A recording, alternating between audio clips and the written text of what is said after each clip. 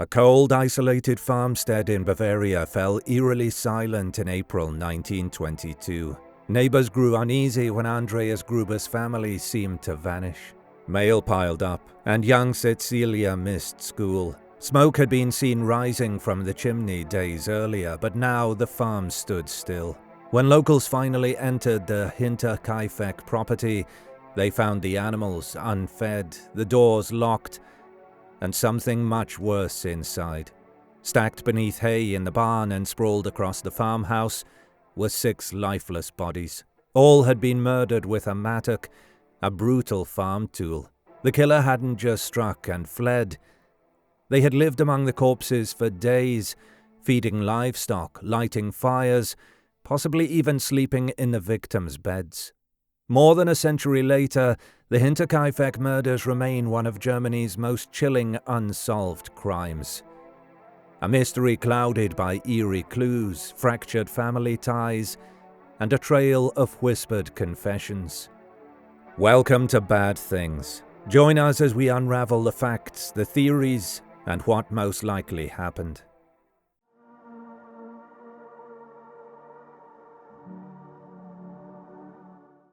Life at Hinterkaifeck. In the remote Bavarian countryside of the early 1920s, the Hinterkaifeck farmstead stood isolated, surrounded by woods and fields.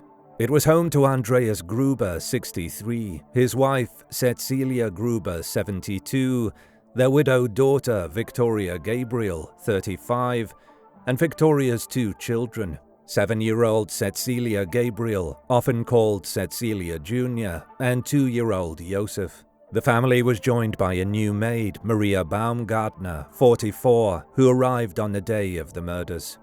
Locals saw the Grubers as hard-working but standoffish, burdened by dark rumors. In 1914, Victoria's husband Karl Gabriel was reportedly killed in World War I, though some would later question whether he ever truly died. The years that followed brought scandal. In 1915, both Andreas and Victoria were convicted of incest. Andreas served a year in prison, Victoria 1 month. Though they were acquitted in a later case, many villagers believed Josef was the product of that relationship. The family's social isolation deepened. The maid who fled. In late 1921, the Grubers' live-in maid, Crescens Riga, quit abruptly. She told friends the house was haunted. Strange noises kept her awake. Footsteps in the attic, objects moved without explanation. There's something up there, she reportedly said. She believed an unseen presence lived with them. Though Andreas Gruber dismissed the idea, soon even he couldn't deny something strange was happening. Weeks before the murders, he confided in neighbors. He had found a newspaper at the house that no one subscribed to. More troubling, he discovered footprints in fresh snow leading from the woods to the machine room, but none leading back. The machine room lock had been tampered with. One of the house keys was missing. At night, the family heard heavy footsteps overhead. Andreas searched the attic several times, finding nothing. He never reported any of it to the police. To those nearby, he waved it off as imagination or pranks. But the unease grew. Rumors spread through the village. Maybe the farm was cursed. Maybe malevolent spirits had taken root, just as Crescens feared. March 31st, 1922. The murders. That Friday, Maria Baumgartner arrived to start her new job. Her sister accompanied her and stayed briefly before leaving, unknowingly becoming the last outsider to see the family alive. What happened that evening remains uncertain. One by one, members of the household were lured into the barn, possibly by a noise among the animals or a call for help. There, someone lay in wait with a mattock, a pickaxe-like farming tool. Andreas, Cecilia Sr., Victoria, and young Cecilia Jr. were killed in turn, struck with lethal blows to the head. Evidence later showed Cecilia Jr. didn't die immediately. She had survived for hours beside her family's bodies, and clumps of her own hair were found in her hands, ripped out in panic and pain. The killer then entered the house. Josef, asleep in his crib, was killed with a single blow. Maria, likely preparing for bed in her room, was murdered last. By the end of that night, all 6 residents of Hinterkaifeck were dead. April 1st to 3rd, 1922. The killer remains. Over the next 3 days, someone stayed at the farm. Neighbors noticed smoke from the chimney. The cows were milked, the livestock fed. Whoever had killed the Grubers now tended to their animals. Early April 1st, a farmer passing by around 3 a.m. saw 2 figures at the edge of the forest. When they noticed him, they turned away, hiding their faces. Later that day, 2 salesmen approached the house to sell coffee. No one answered. They noticed a machine room door. The one Andreas had found tampered with was ajar. Seeing no people, they left, assuming the family was away. All the while, 6 bodies lay undiscovered. April 4th, 1922. Discovery. By Tuesday, concern among neighbors was growing. Cecilia Jr. had missed school. Saturday's mail remained untouched. Lorenz Schlittenbauer, a neighbor and former lover of Victoria, sent his teenage son Johann and another boy to check the farm. They found everything locked, the dog barking from the barn. Later that afternoon, Lorenz, along with Michael and Jakob, 2 local farmers, forced open the barn door. Inside, they made a horrifying discovery. 4 bodies stacked under hay. Andreas, Cecilia Sr., Victoria, and Cecilia Jr. Lorenz then used a key to unlock the house and entered alone. He found Maria dead in her bed and Josef bludgeoned in his crib.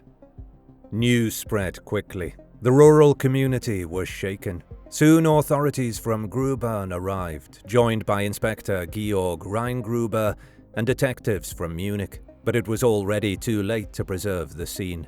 Villagers, in shock and curiosity, trampled through the property. In those early hours, Lorenz and others had also moved some of the bodies, further disturbing crucial evidence. The investigation begins. Court physician Johann Baptist Aumüller performed autopsies right there in the barn. All 6 had died from head trauma delivered by a mattock. Cecilia Sr. and Victoria showed signs of strangulation. The girl's jaw had been shattered. Her hands clutched strands of her own hair. In a bizarre twist, investigators removed the victims' heads and sent them to Munich for examination by clairvoyants. No insights came from it. The skulls were later lost during World War II. The family was eventually buried without them. Initially, police believed the motive was robbery, but that fell apart. Valuables and large sums of money were found untouched. Whoever killed the family had no interest in theft. The fact that the killer remained on the property, fed animals and lit fires only deepened the mystery. No sign of forced entry into the house was found. It had been locked from within, possibly with a missing key. Police began to suspect the killer had been someone the family knew and trusted. Over 100 suspects were questioned. Leads came and went. Even Karl Gabriel, supposedly dead in the war, was considered. The skulls in Munich were examined by occultists. Every theory, from vengeance to madness to the supernatural, was explored. By the end of 1922, the trail had gone cold. In 1923, the farmstead was demolished. During the teardown, workers discovered the murder weapon, a blood-caked mattock hidden in the attic, along with a penknife.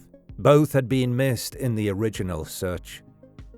The 6 victims were laid to rest in Weidhofen. The land was cleared, but the story was far from over.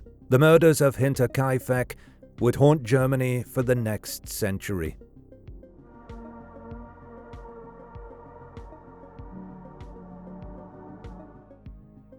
With no arrests and a growing stack of bizarre clues, the Hinterkaifeck case quickly devolved into a web of speculation.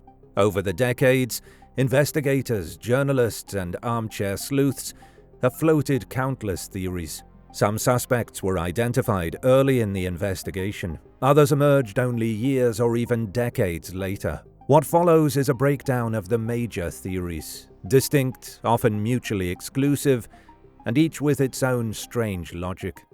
We begin with some of the more sensational claims before turning to the theory that, decades later, would quietly become the most widely accepted.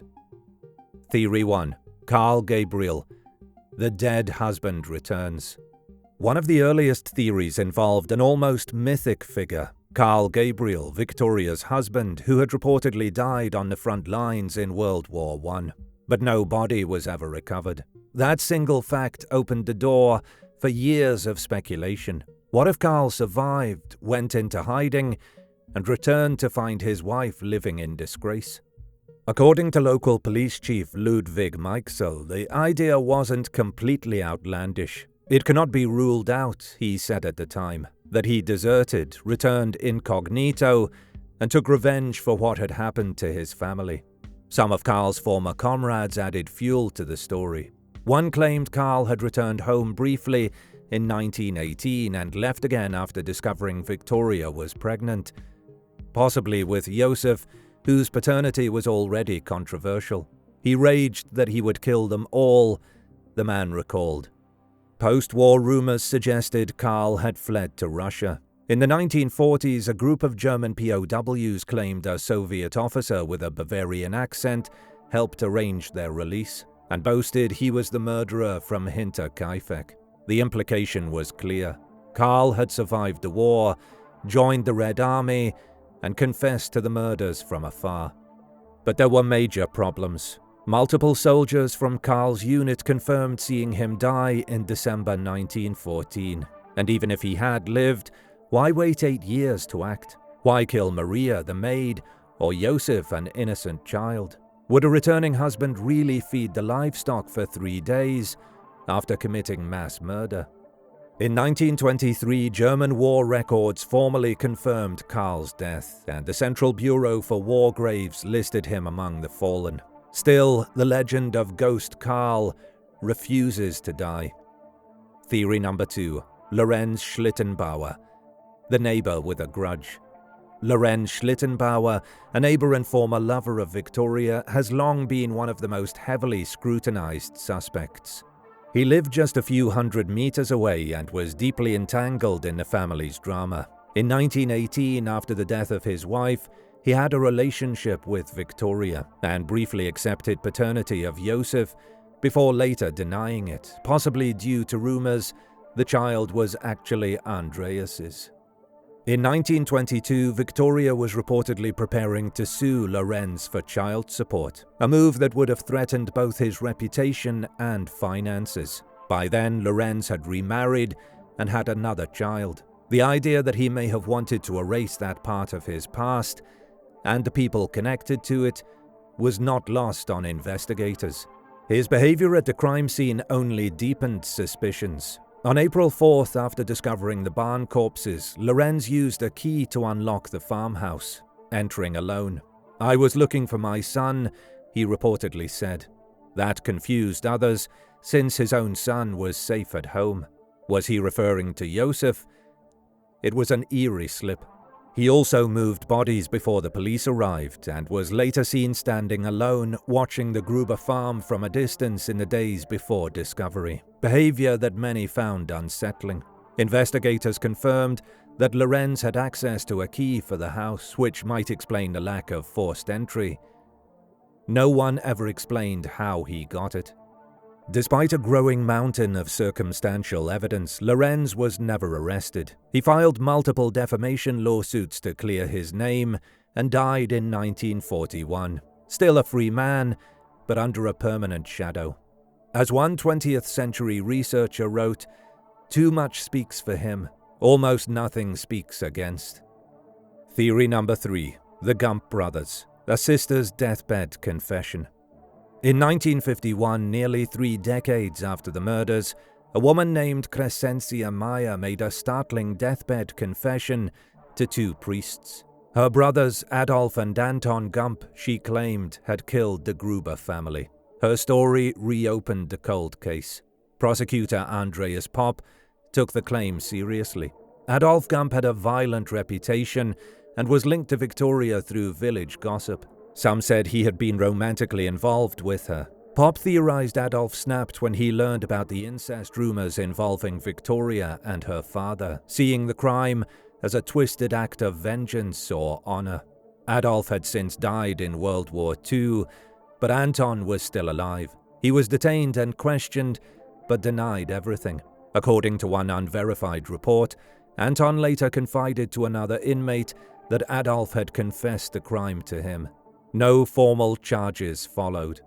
The Gump family itself rejected Crescentia's story. One sibling described her as spiteful and untrustworthy. Whether she spoke from guilt or bitterness remains uncertain.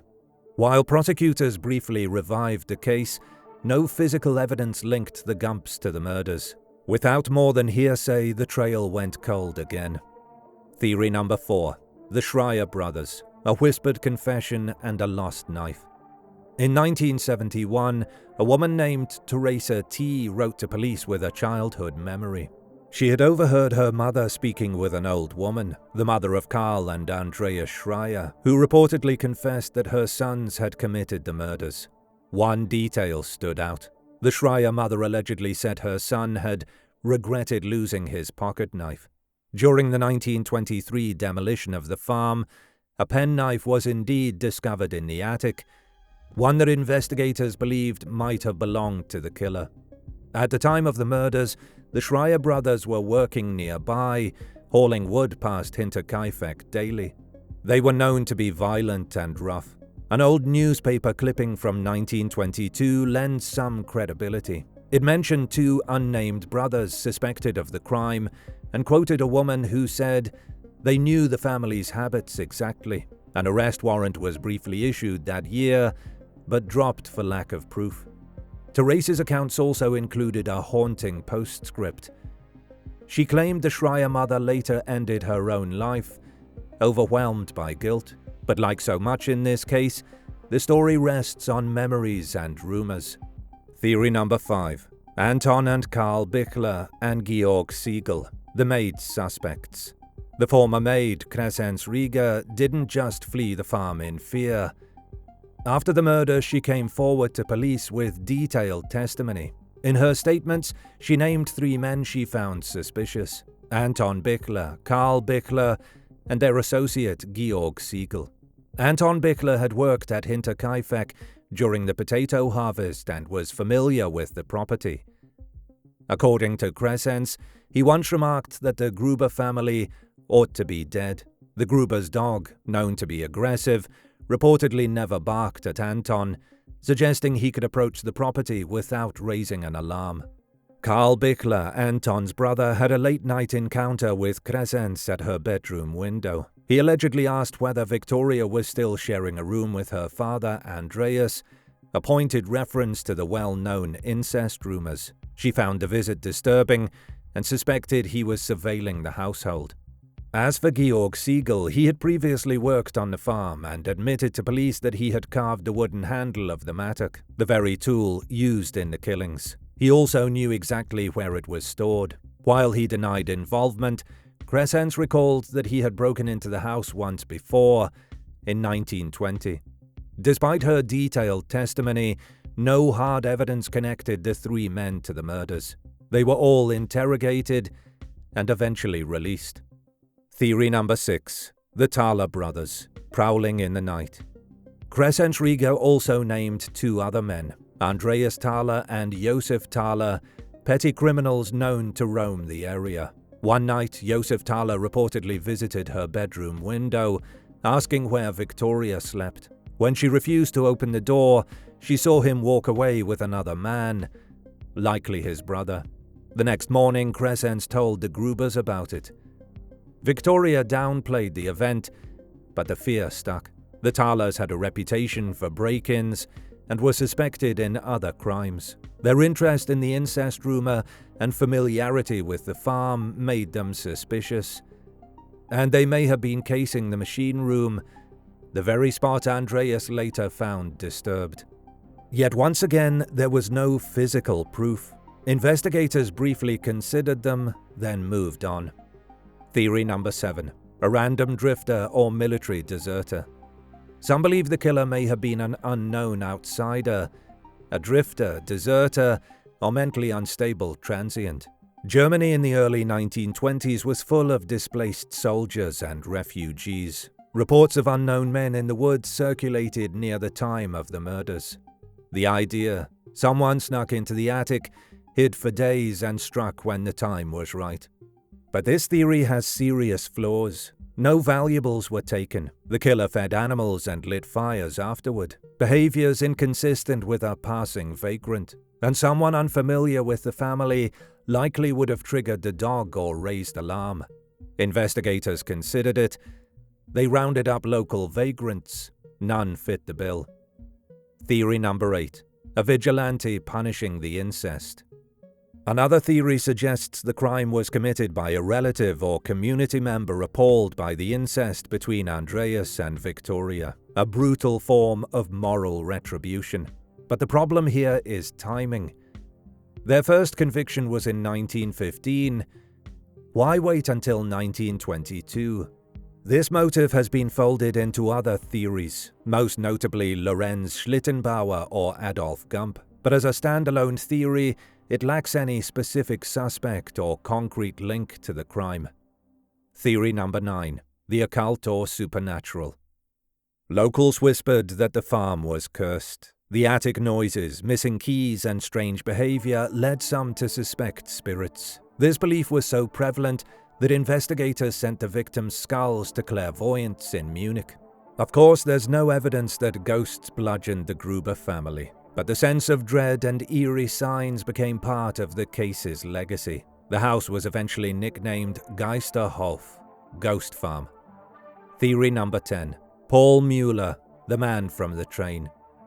A modern theory proposed by crime writer Bill James suggests the killer might have been Paul Mueller, a suspected serial killer responsible for axe murders across the US in the early 1900s. James theorizes Mueller fled to Europe after attention in America intensified and continued his spree. The similarities are chilling. Family slaughtered with blunt tools, bodies stacked, no motive. Killer stays in the home afterward. But there's no proof Mueller ever came to Germany, and no known connection to Hinterkaifeck.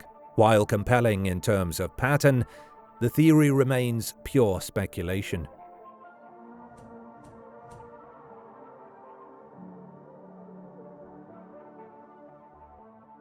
After a century of speculation, dozens of suspects, and countless books, theories, and Reddit threads, one question still lingers. Who swung the mattock at Hinterkaifeck? Using Occam's razor, the principle that the simplest explanation requiring the fewest assumptions is usually correct, we are left with one theory that stands firmer than the rest. It doesn't rely on decades-old deathbed confessions or missing war graves. It requires no ghost stories, no serial killers hopping the Atlantic, and no conspiracies from beyond the grave. It just needs a neighbor, a man with access, motive, and no alibi worth the name.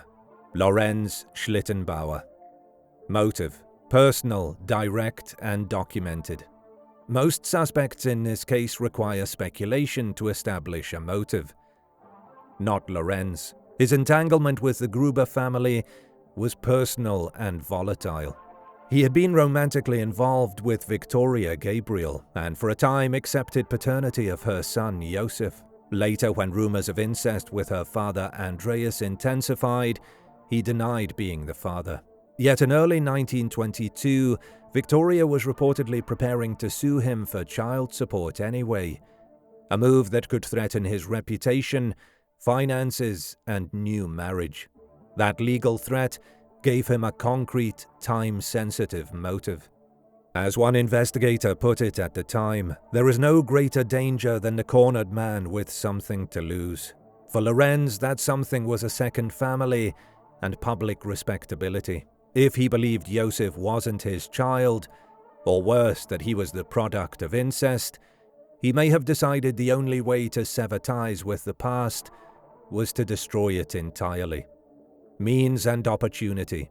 Right place, right tools. Unlike distant suspects who would need to plan elaborate access to the farm, Lorenz lived only 350 meters away. He was a farmer himself, physically capable, and had knowledge of the property. He even possessed a key to the house, a fact confirmed during the investigation. No forced entry was ever recorded. The house was locked from the inside. Whoever entered that night didn't need to break in. They likely let themselves in, or were already there. The murder weapon, a mattock, was stored in a passage near the barn, precisely where Lorenz would know to find it. There were no reports of excessive blood trails elsewhere in the house, suggesting the killer acted methodically. This wasn't the rampage of a desperate vagrant. It was targeted, calm, and precise. The strange behavior reported weeks prior, footsteps in the attic, disturbed locks, missing keys, could be the early stages of surveillance. If someone was hiding in the barn attic, listening, watching routines, understanding the flow of daily life, it makes sense that person was nearby and familiar. When the farm was demolished a year later, workers found a makeshift bed of straw in the attic. The crime, calculated and sequential. On the evening of March 31st, 1922, a new maid arrived at Hinterkaifeck. Her presence may have accelerated whatever plan was already in motion. By nightfall, the entire family, plus the maid, would be dead. The prevailing theory is that the killer lured the family into the barn one by one, likely under the pretense of investigating a disturbance. As a neighbor, Lorenz's presence wouldn't have alarmed anyone. Andreas may have gone first. When he didn't return, Cecilia Sr., Victoria, and finally Cecilia Jr. followed, each in turn, and each murdered upon arrival. Once the barn was silent, the killer moved into the house. Maria Baumgartner, alone in her room, likely preparing for bed, was killed swiftly. Josef, sleeping in his crib, was the last to die. That kind of sequential execution, methodical, silent, and controlled, suggests someone who knew the layout, knew the routine, and could act without panic. It also points away from a two-man team or frenzied intruder. This was personal. Aftermath. A killer who stayed. Perhaps the most chilling detail is what happened next. Nothing. The killer didn't flee. Over the weekend, smoke rose from the chimney. The cows were fed. Milk was drawn. The family dog was tied up, barking in the barn. Someone stayed at Hinterkaifeck. Someone who moved through the house as if they belonged. Why stay? Because leaving too soon might raise suspicion. By maintaining the illusion that the Grubers were still alive, the killer bought themselves time. Time to dispose of evidence, clean up, and return to normal life. No outsider would risk that, but Lorenz Schlittenbauer could, especially if he slipped back to his own farm just minutes away across the fields whenever necessary. By April 4th, neighbors began to grow suspicious. That's when Lorenz stepped forward and took control of the discovery. The discovery, a controlled narrative. On Tuesday, Lorenz sent his sons to check the farm. When they reported nothing, he assembled a search party and personally forced open the barn. Inside, they found 4 bodies. What Lorenz did next was strange. He unlocked the house himself, alone, and entered. "I was looking for my son, Josef," he told others. That comment struck many as odd. His son was safe at home. If he meant Josef at Hinterkaifeck, the child he had legally disowned, why call him his son now? Inside, he found the last 2 bodies, the maid and the baby in the crib. He had not only discovered the crime, he had narrated it. Behavior that raised eyebrows. What troubled investigators most was Lorenz's behavior in the hours after. He disturbed the bodies, moved them before police could examine the scene.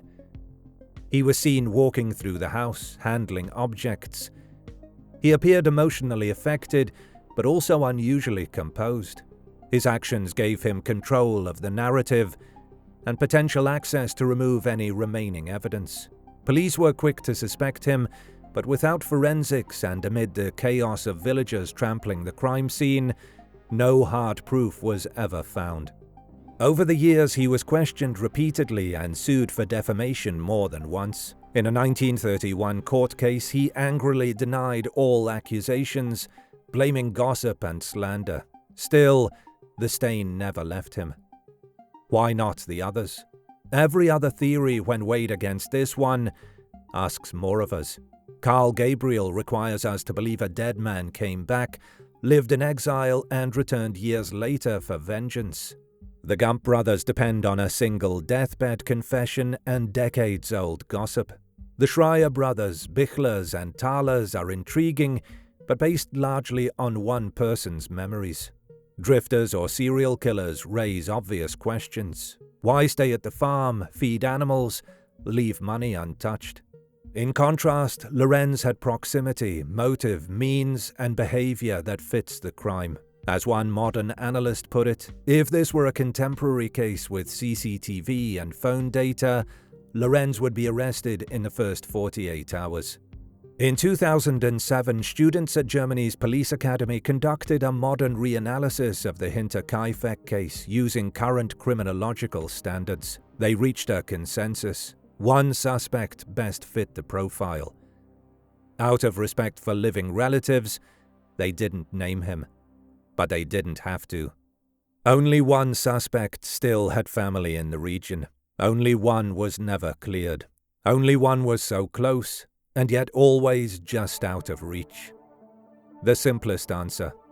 In the end, this isn't a tale of supernatural terror or unsolvable mystery. It's a story of small-town bitterness, secrets, and a man with everything to lose. A man who acted with precision and cold logic. A man who walked through the darkness to the Gruber farm and never walked back out the same.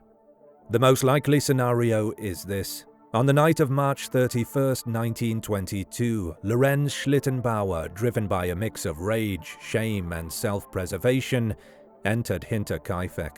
Over the next few hours, he killed 6 people, including a woman he once loved and a child who might have been his own.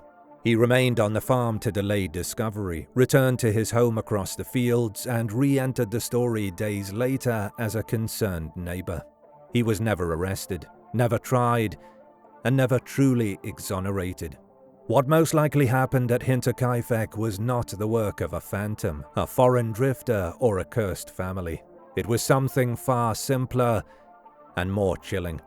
A neighbor with a key and a reason.